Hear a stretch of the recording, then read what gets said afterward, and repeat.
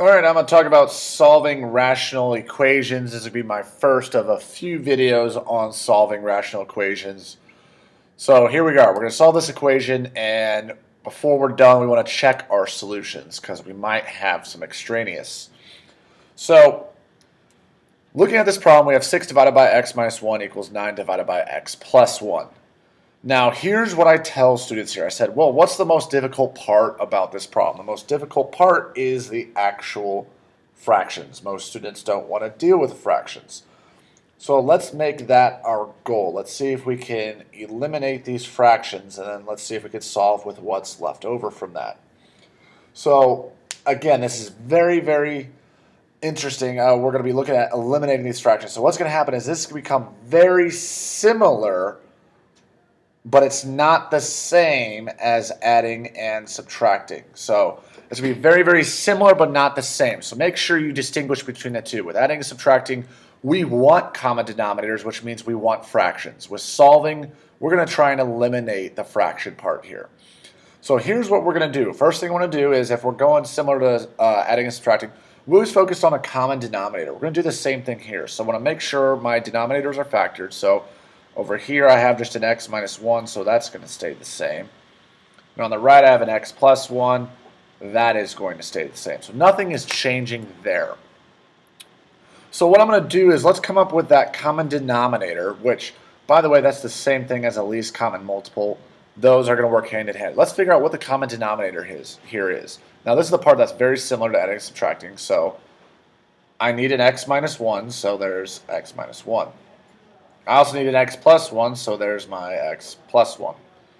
So that is my common denominator, least common multiple. So that is as far as the adding and subtracting similarity goes. This is where we start going different on how this is a solving problem, not adding and subtracting. So remember, the most difficult part of these problems is the fraction part. So here's what we're going to do. We're going to take this least common multiple, which is our common denominator, and we're going to take the entire thing and we're going to multiply both sides. Now when I multiply both sides, all I'm going to do is I'm going to multiply the top. So over here I'm going to write x minus 1 and x plus 1, and that is being multiplied to the top. I'm going to do the same thing over here. I'm going to multiply the top by x minus 1 and x plus 1. Notice how I'm not also multiplying the bottom. I'm just multiplying the top only. If you do it on one side of the equal sign, you got to do it to the other.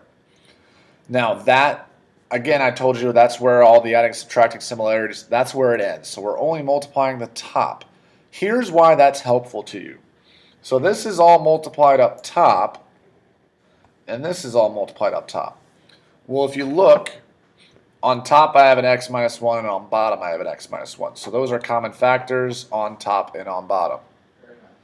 So those cross out. So what you're left with is you have a 6 times an x plus 1.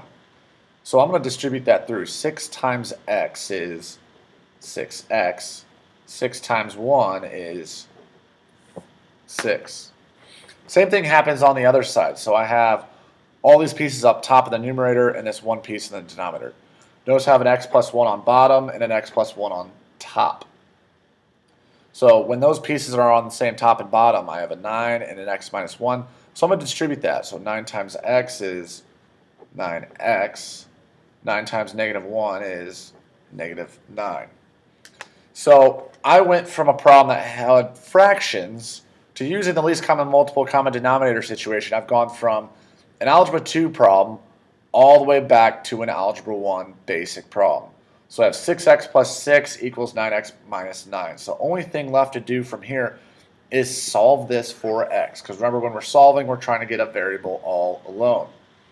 So what I would do to solve this, I'm going to go a little bit quicker through this since this is and should be review. I'm going to move this 6x to the other side. So that would give me a 6 equals 3x minus 9. And then I want to get this x all by itself. So I got my x's together, but I want to get it by itself. So I'm going to add 9. So that gives me 15 equals 3x. And then to get x completely alone, we're going to divide by 3, and I get 5 equals x. Now, before I move on, I want to check and make sure this works. So I don't just want to assume this works. So we're going to take this x equals 5 and let's plug it back into the original problem. So we always need to check. Super, super important because we might have extraneous solutions.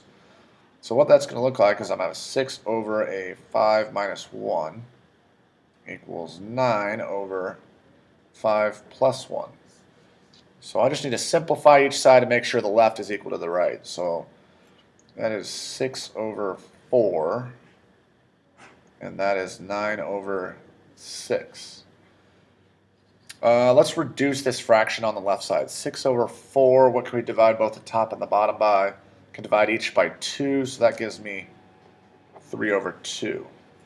On the right side I have 9 over 6. Look what I could divide both the top and the bottom by. Divide each by 3, and I get 3 over 2.